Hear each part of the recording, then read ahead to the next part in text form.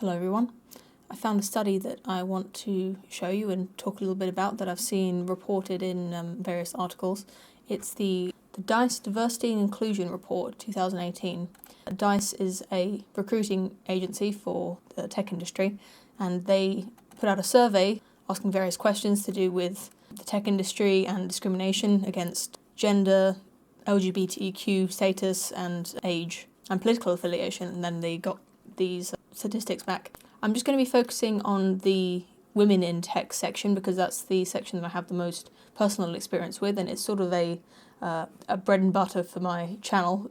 So the first statistic from the study that we're introduced to is this question: does discrimination exist in the tech industry? And 85% of women said yes, and 62% of men said yes. I don't think this is very representative of anything, to be honest. It's a good one to lead with in the sense that that's what they're trying to prove in this, is this idea of diversity and inclusion. To me, that doesn't mean much on its own. And then we've got some data about how there are fewer women in computing roles than there were in 1991. We've got only 11% of girls saying they are going to pursue STEM careers. If we go to the study that is quoting, Ernst & Young, looks like they're talking to boys and girls age 13 to 17. They also asked boys what their dream jobs would be and if they were interested in going into STEM. But what's interesting about this statistic about the girls wanting to pursue STEM careers is that the study that they're quoting asked boys and girls of the same age, but they're only quoting the girls' answer. If we look at the original study, we can see that 1/3 of boys, 36% of boys, are interested in pursuing careers in STEM. So when you compare 11 to 36, that actually puts it into context, right? If we're talking about the differences between men and women, you have to put it into context. That 11% means nothing unless you compare it to boys of the same age. It's only 36. So now we get into women in tech, which is the first section, and the section I'm going to be most focusing on. Okay, I'm going to read this first paragraph to you, and let's play a game where you try and guess what my problem is with this paragraph, okay? 62% of US women in tech say they've had their ideas ignored in meetings until a man repeats them. More than half also say they've been talked over, interrupted in a meeting, and have been assigned low-level tasks in their groups. More than 1/3 of women say their appearance has been inappropriately commented on. Can you see what's wrong with this? They don't report how many men have reported the same thing. The statistics of how many men have been interrupted, how many men have been ignored until their ideas have been repeated, how many men have had their appearance commented on inappropriately, those are all things that I would be interested in. I don't know how much discrimination is taking place until I can see the difference between men and women. And I thought perhaps this page is about women and perhaps we'd see a page that was the same for men, but there isn't one. It's just about women, and then it just goes into LGBTQ and ageism. This is all the information we're given, is about women. We don't know how big a problem this is for women compared to men. And as for this, 11% have been told that they got their job because of their gender. This may be the most angry of all, because this is exactly what I said was the problem when you have sexist hiring practices that favour women, is that people are going to assume those women, some of them, got their jobs because they're women. Of course people are going to accuse them of getting their job because of their gender.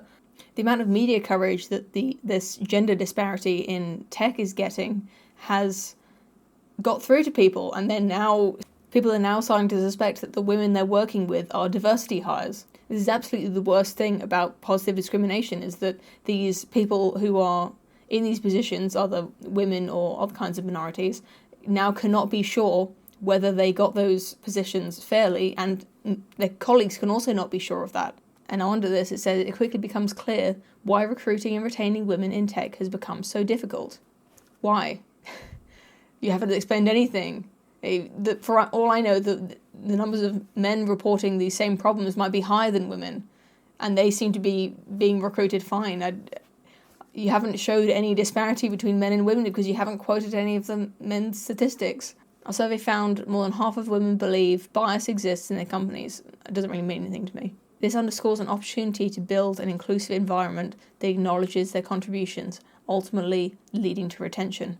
Okay, well, you haven't demonstrated that. we don't know that that's what's causing this leaky pipeline, as they call it. Of course, if you work in an environment that acknowledges your contributions, you're more likely to keep that job if you feel like you're being valued. But we haven't demonstrated that this is a problem that's worse for women than it is for men. On the second page, I think is actually really interesting, because not only does it compare men to women, but we also get some insight into what women value in a job. When recruiting women, it's important to understand the differences from male recruits. DICE's most recent ideal employer data shows that women value benefits above all else when considering a job offer, while men rank benefits fourth. It says 2/3 of US women surveyed feel female employees are not equally represented at senior levels. Unfortunately, 63% of women think nothing will change. Okay, well that statistic doesn't exactly back... I don't know if they also found that women want to see more women leadership positions. It's just that they perceive that there aren't 50% women versus men in leadership roles. It doesn't indicate... That statistic on its own does not indicate that these women feel that there's something wrong with that, although I'm sure there are some who think that. So let's look at what women value versus men. Valuable employer attributes ranked by women versus men. For women, number 1, benefits. Number 2, competitive salary. Number 3, manageable working hours. Number 4, challenging work environment. Number 5, positive culture. And for men, it's number 1, challenging work environment. Number 2, competitive salary. Number 3, positive organizational culture. Number 4, benefits. And number 5, open, transparent communication. What I find fascinating about this is that this is what should be reported on. This is what James Damore wrote about in his memo that got him fired, is the fact that women have a different set of values when it comes to what they're looking for in a job compared to men. But they make no comment about this. They put that statement about it quickly becomes clear why recruiting and retaining women in tech becomes so difficult. They should have put that sentence here. It's obvious that this set of values, this job that women are describing as their key, their favorite ideal job, that's a different job to this job that men are valuing. It's not the same job, so why are we surprised when they go into different roles? Obviously, some of these things like benefits, companies can provide that, or it doesn't matter what the company does, they can provide benefits or they can not, unless you're self-employed. But things like a competitive salary and manageable working hours and challenging work environment, manageable working hours are not something that employers can realistically be expected to provide for a job that doesn't lend itself to manageable working hours. You're going to have to create a different job for this average, typical woman who wants manageable working hours. Manageable working hours does not even appear on men's top 5 priorities. And remember, these are women and men in tech that were surveyed by DICE, who are a tech recruitment agency. I just wanted to tell you about this because I thought it was an interesting example of a clearly biased study. Although I don't know if the way that the study was conducted was biased, but the way they've reported it definitely is. Or rather, it's not even biased as much as it's just stupid. Not including the comparisons between men and women is...